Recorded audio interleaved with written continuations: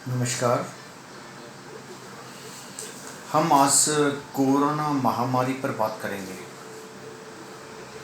कि इस महामारी से हमने क्या खोया, क्या पाया।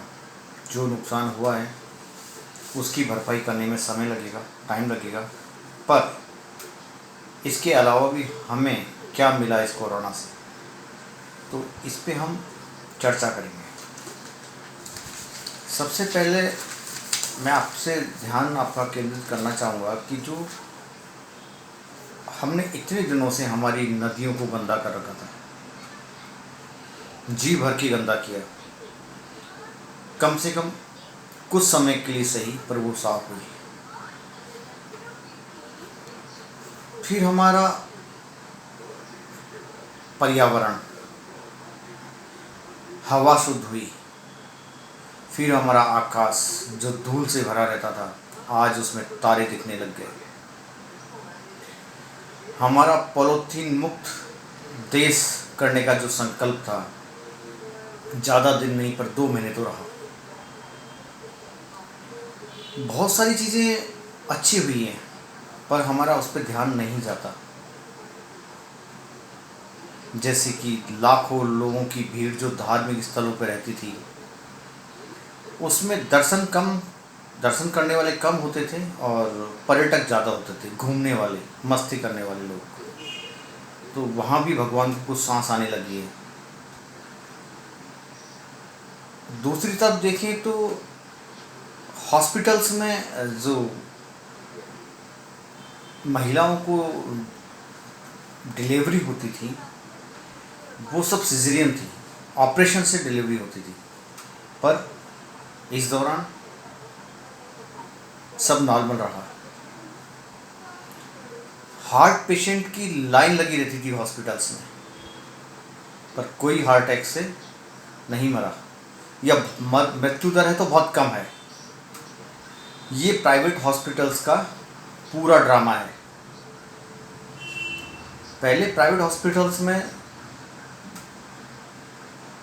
छोटी छोटी बीमारियों के लिए लाइन लगी होती थी, पर अब ऐसा नहीं है। कितने लोग हॉस्पिटल पहुंच रहे हैं। इन 2 महीने के पीरियड में देखें तो आपके एक्सीडेंट होने से जो मौत होती थी, वो नहीं के बराबर हो गई। एक रिजल्ट के हिसाब से अगर देखा जाए तो 50 एक्सीडेंट पर आवर पूरे इंडिया में होते हैं। उनमें 20 से 25 मौतें पर आवर होती हैं, तो वो भी कम हो गई। मुझे एक चीज़ मैं बोलना चाहता हूँ, आप लोगों को बुरा लगे उसके लिए मैं माफ़ी चाहता हूँ, पर जो आपने देखा रोडों पे जितने कितने मजदूर निकल रहे हैं, इनको खाना नहीं मिल पा रहा। कितने गरीब लोग घरों में बंद हैं, उनको खाना नहीं मिल पा रहा। आपने कभी सोचा है कि जो आप दान करते हैं, जो धार्मिक स्थल पे आप दान देते हैं, मंदिरों में आप दान देते हैं, उस दान का होता क्या है? उसका यूज क्या है पैसे का? कहाँ जाता है वो पैसा? क्या इस महामारी, इस परेशानी में क्या इन मंदिरों को नहीं आगे आना चाहिए था? क्या इनको सेवा नहीं करनी चाहिए थी? इनको लंगर स्टार्ट नहीं करने चाहिए थे? करने चाहिए थे। सिर्फ इंडिया के 10 मंदिरों में 4 लाख करोड़ रुपए का खजाना भरा हुआ है। और वहीं अगर दूसरी ओर अपन देखें तो गुरुद्वारे साहिब जो लाखों आदमी रोज़ खाना खिलाते हैं गुरुद्वारों में, एस्कॉन टेम्पल, अक्षयपात जो लाखों आदमी रोज़ खाना खिलाते हैं, ये भी तो दान से ही चलते हैं। फिर हमारा दान किस काम के लिए? क्या खजाना भरने के लिए? कौन खाएगा उसको? क्या काम आएगा वो? जब इस महामारी में हमारे लिए वो खजाना काम नहीं आ रहा, तो उस खजाने का करेंगे क्या हम? सोचने वाली बात है कि दान देने से पहले हमें सोचना है कि हम दान कहाँ दे रहे हैं। मेरा तो ये मानना है कि जो आप दान कर रहे हैं, चाहे 1 रुपया कर रहे हैं या 100 रुपये कर रहे हैं, आप चींटियों को दाना डालें, कबूतरों को दाना डालें, आप गाय को चारा खिलाएं, आप बंदरों को केले खिलाएं, आप चने खिलाएं, आप गरीब आदमी को अपने हाथ से भोजन कराएं। वो दान कम से कम आपको पता तो है कि मैं कर रहा हूँ, और आप सबसे बड़ी बात है कि आपका मन प्रसन्न होगा, आपको लगेगा कि मैंने किया है। इससे बड़ी प्रसन्नता और कुछ नहीं मिलेगी। ये दान पेटियाँ ऐसे ही भरती रहेंगी, और कुछ ट्रस्टी हैं, कुछ एक हर मंदिर में अपना ट्रस्ट बना हुआ है, कुछ एक ट्रस्टी हैं,